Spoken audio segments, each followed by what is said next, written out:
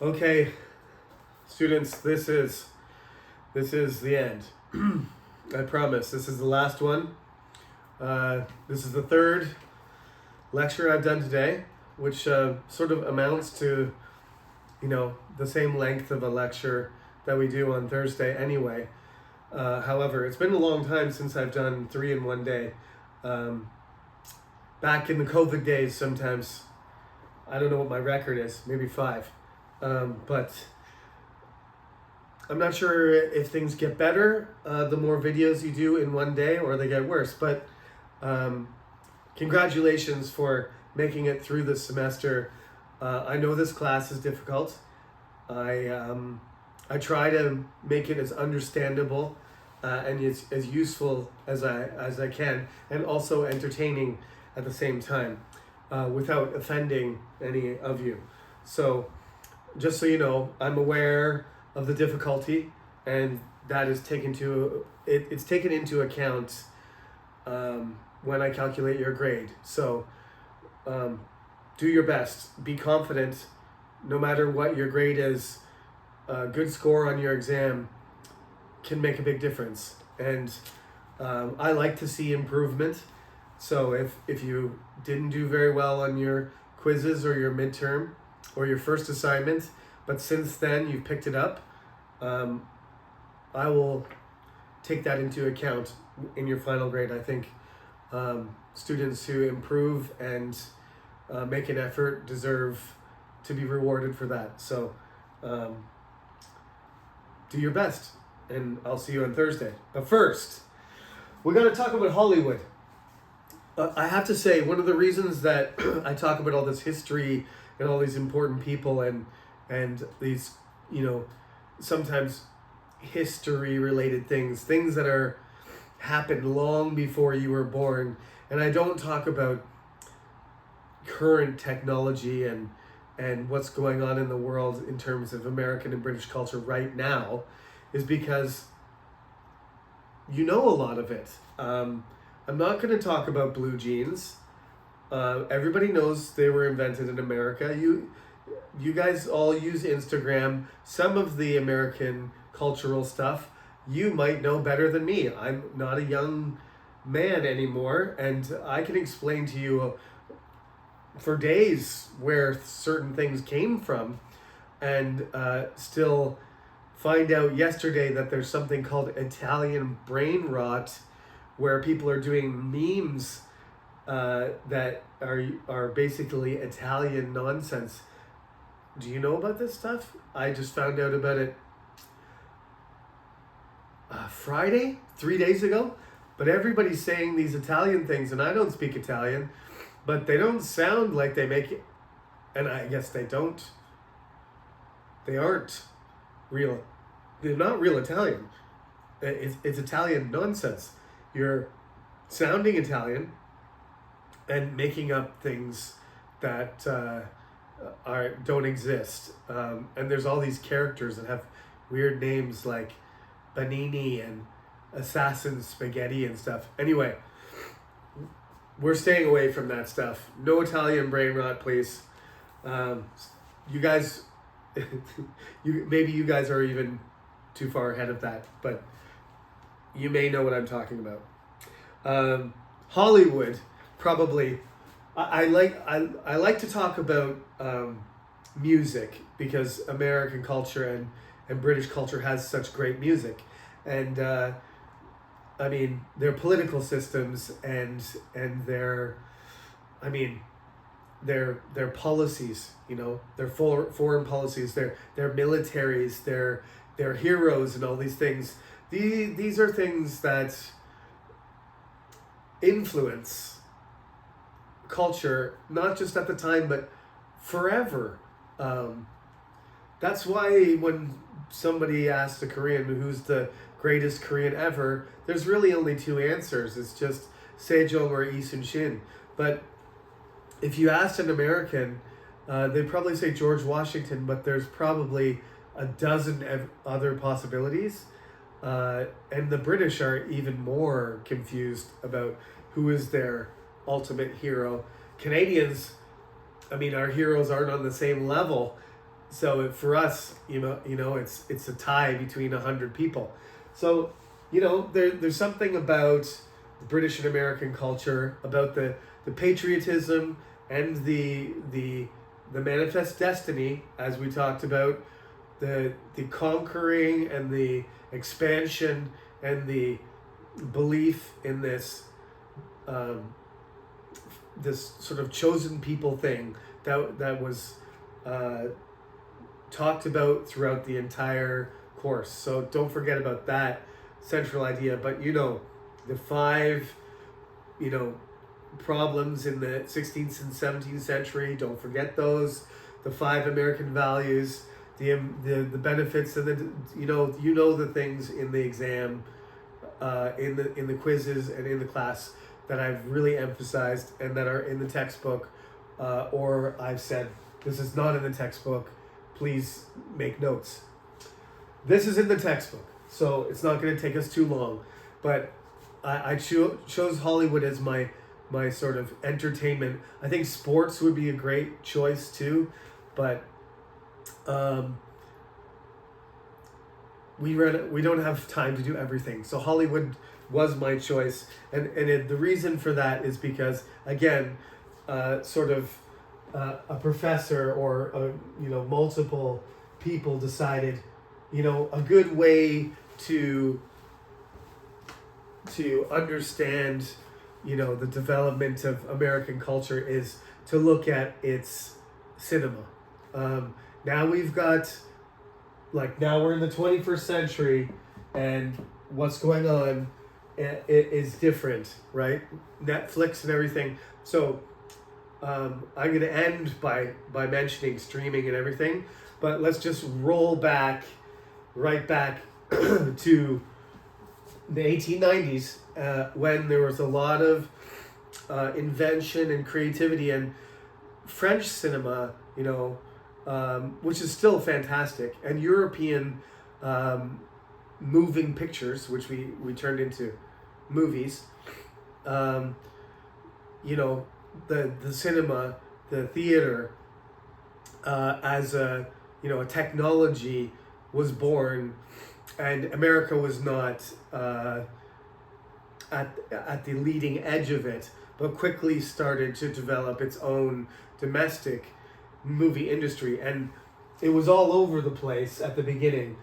I heard Donald Trump the other day mention about the movie industry in Florida, because there was a chance that at one point that the movie industry was going to develop in Florida, and it did, but then sort of all the other possibilities were unable to compete with Hollywood, with the California movie industry, and one by one they sort of collapsed.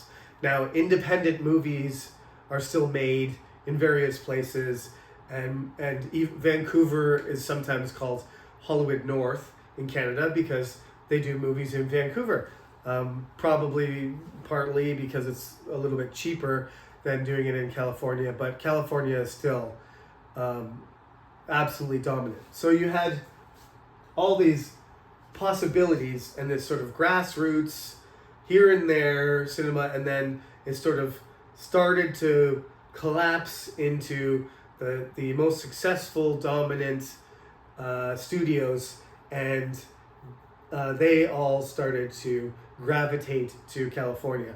Just the way sort of the tech industry also ended up being in Silicon Valley. There are other places where there are big tech companies, Texas and Pennsylvania and a number of other states, but Silicon Valley is the most concentrated tech hub and cradle of future giant tech companies, if you want to call it that. So American cinema is called American cinema, but eventually it just becomes Hollywood studios, and the rest of the studios run out of money, and the number shrinks from hundreds to dozens.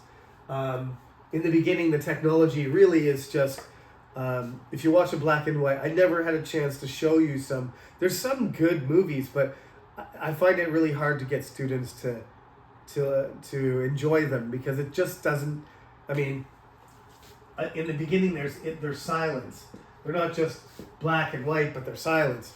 And please, it's only a few pages. Read over the summaries because I might miss a couple things, but no color, and they're silent film, and then they start adding sound, and people are amazed by it. And by the end of the black and white era, going into classic Hollywood, in the sort of the 1930s,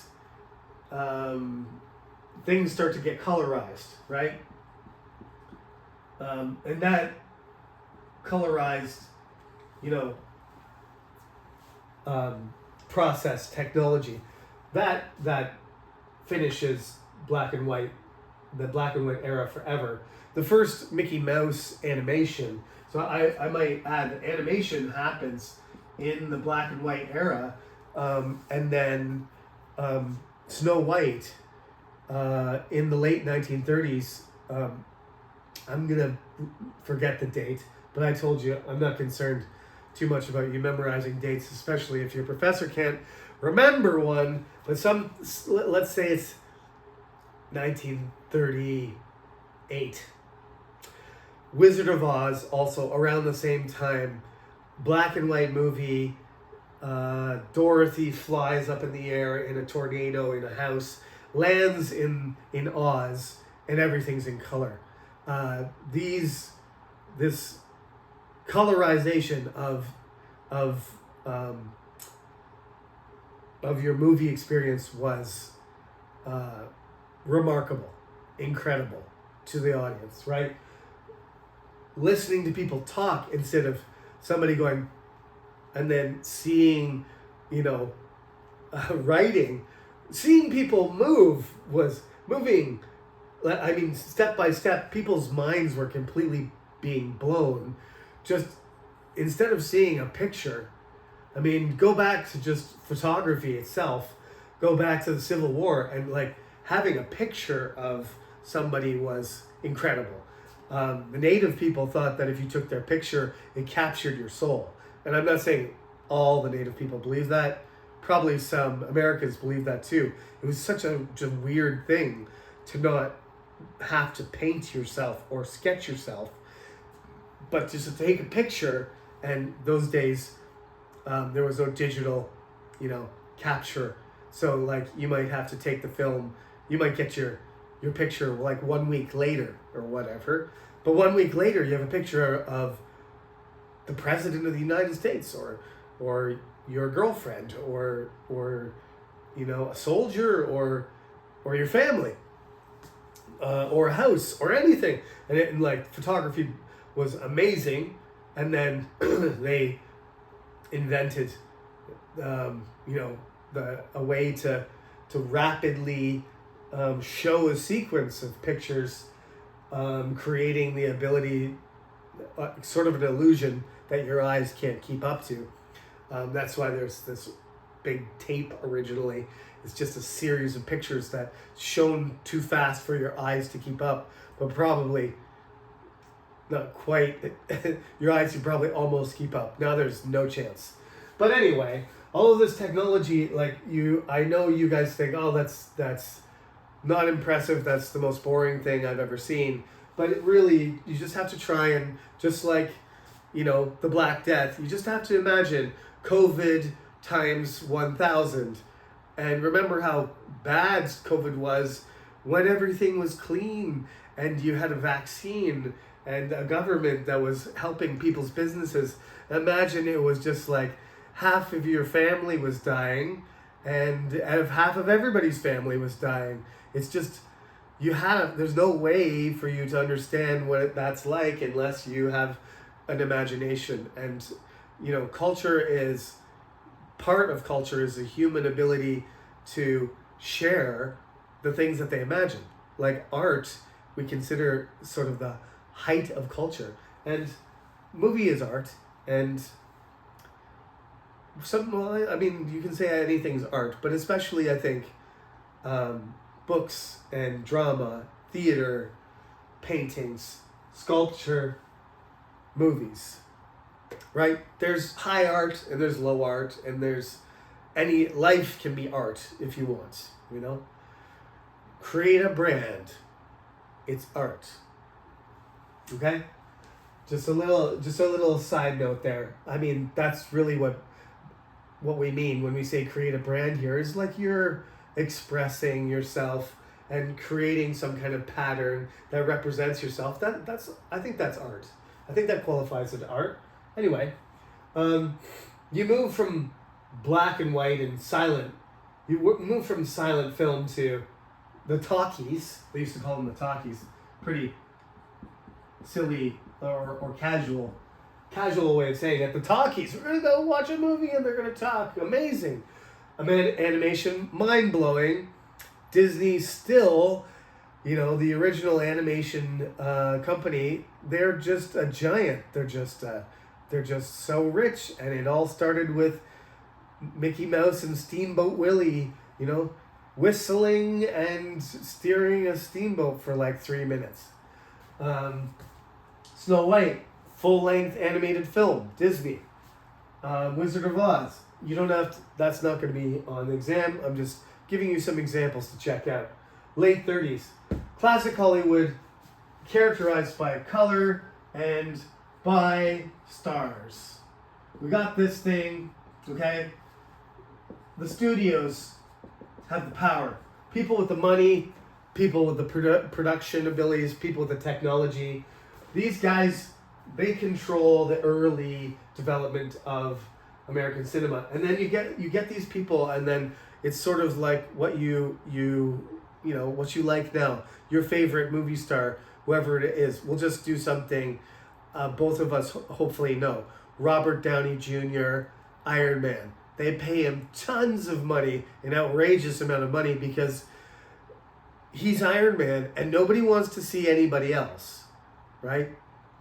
Nobody wants to see, somebody else play that character. It has to be, he has the star power to generate, he can get a lot of money, and he can, because of his character and his acting, gravitas, his charisma, his ability, his appeal, he can ask for $50 million for one movie.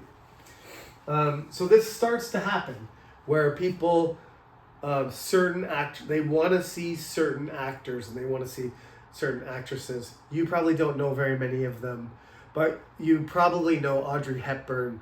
We're going back to the point where people want to see Audrey Hepburn in the movie, and they got to pay her more because they know the money's going to make more. So that star power comes in. Classic Hollywood also is when television is going to be developed, and television to a certain extent is going to reduce the attendance. The studio system is going to be broken up so that the theaters are owned by one company, the studio by another, and they're going to separate the movie industry into parts, which will, reduce the domination of certain studios. So the studio system breaks up, but more importantly, during World War II, everybody goes to the movies. Everything, there's bad news every day. People are dying. The world is falling apart. Every Friday or once a week, you go to see a movie to watch something. Maybe it's a movie that's about heroes. Maybe it's a movie about war. Maybe it's a movie about cowboys. You go on a date. You go with your family. You go by yourself. Whatever. Everybody's going to movies. But post World War II, when the war is over, the movie industry starts to, quickly, people start going less. Really, they were going all the time. So people still go to see movies as we do now, even though we have we have tablets and computers, and we have huge TVs at home. We still go and see movies because it's a movie experience. but it's not the only experience. So television draws a lot of that attendance away, and so sort of the golden age of actors and audience of attendance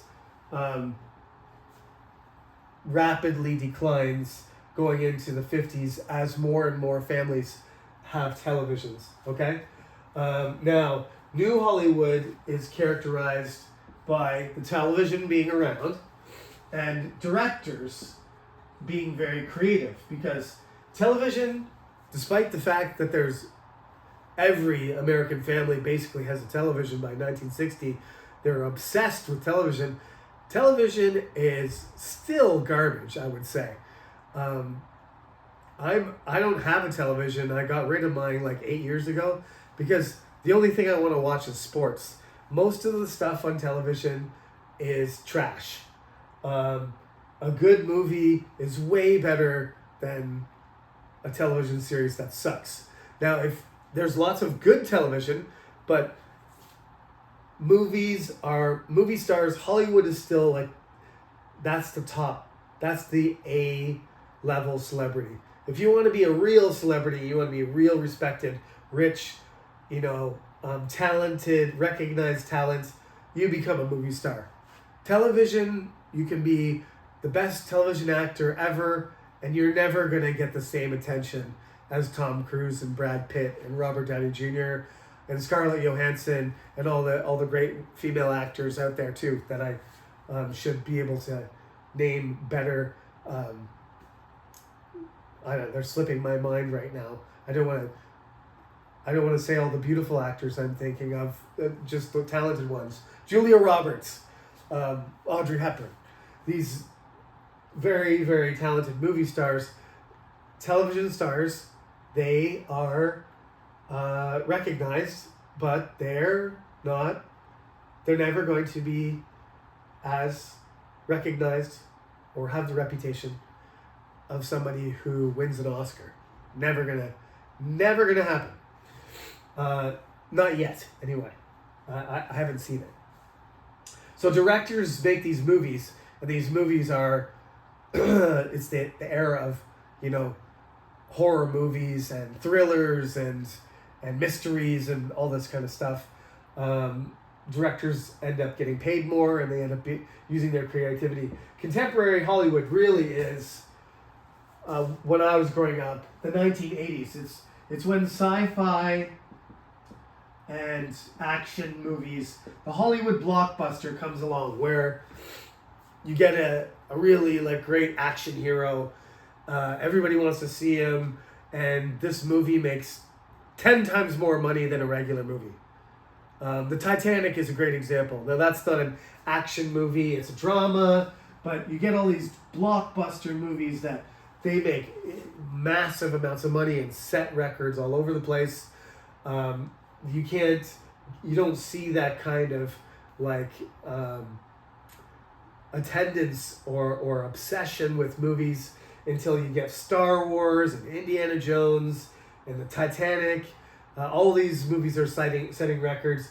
You have to go back to the golden age where you have to watch Gone with the Wind to get anything that's making the same kind of money. So technology, contemporary Hollywood, action, technology, not CGI yet, but special effects, right?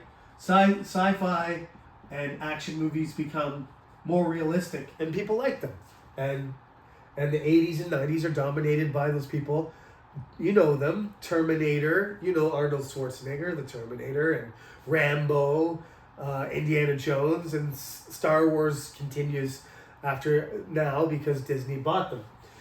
I call this like once CGI comes, now this is my own idea, so it's not included as far as I know anywhere, but I'm just going to call, since 2000, basically since The Matrix, there's been an increase in manipulation by cameras and CGI that allows us to see things that you can hardly tell. special effects in action movies and stuff are good, but the level of manipulation, we can make fully, like Avatar kind of alien worlds that are fully digitally created. So I just made it up. It's not in my book yet, but I think the next edition, it should go in there. I may or may not put that on there, sneak that in there. I've never put a question about digital Hollywood on my exam so far, but don't forget, I think this is a good idea.